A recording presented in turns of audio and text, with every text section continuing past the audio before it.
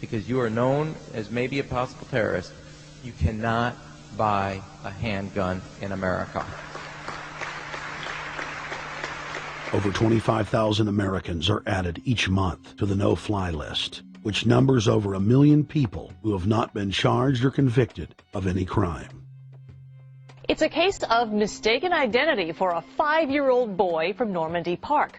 He had trouble boarding a plane because someone with his same name is wanted by the federal government. King 5's Mimi Jung is live at SeaTac Airport to explain. Mimi. Lori, it's hard to believe that a 5-year-old could be considered a threat, but that's exactly what happened here at SeaTac last week when Matthew Gardner showed up for a flight to LAX. As 5-year-olds go, Matthew Gardner is about as harmless as you can get. But when he and his mom checked in for their flight at SeaTac last week, Matthew was considered the criminal. If you're on that no-fly list, your access to the right to bear arms is canceled because you're not part of the American family. You don't deserve that right. There is no right for you if you're on that terrorist list. And even though this Matthew Gardner is only in kindergarten, TSA workers still conducted a full-blown search. They searched all of our belongings. They took everything apart piece by piece. Nadia Counter says it wasn't easy being treated as a possible threat to national security. I picked up my child to give him a hug and tell him, it's okay, we're doing fine. And they reported to me that I was not allowed to touch him.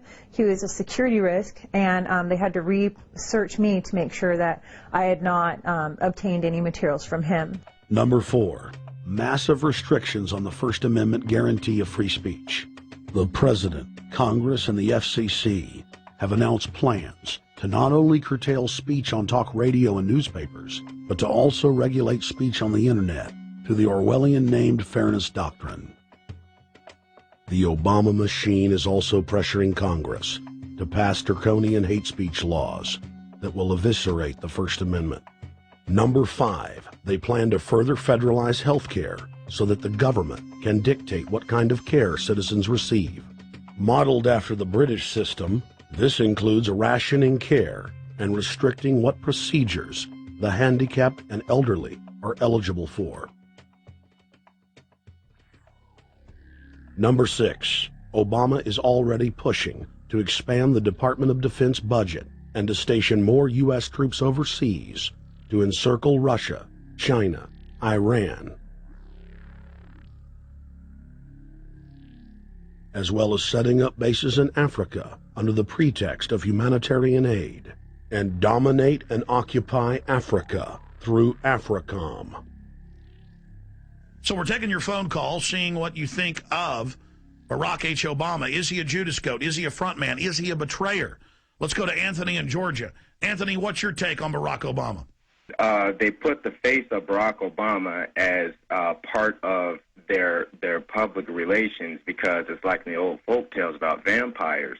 A vampire cannot force his way into somebody's house. It's against some kind of metaphysical law. So the vampire has to persuade the resident of the household to open the door and invite him in. So they're going to look at the peephole at Barack Obama, which looks like them and appears to be on their side. They're going to say, okay, here's my ally. Let me open the door and let me let this person in.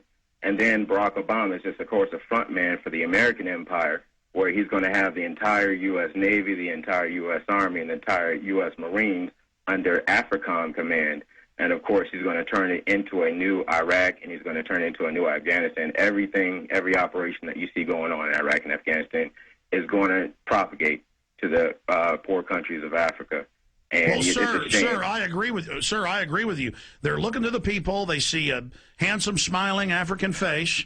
He's all, hey, I'm from Kenya.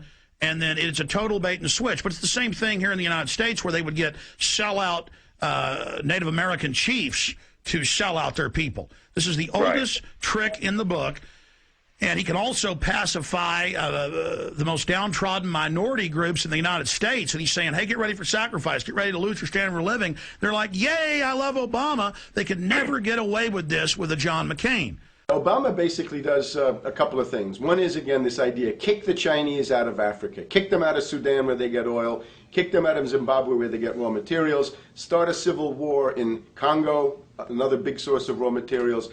Al-Qaeda, an arm of the U.S. intelligence community, is now active in Algeria, Tunisia, Morocco. You've got a destabilization going on in Kenya around Odinga. That's Obama's cousin.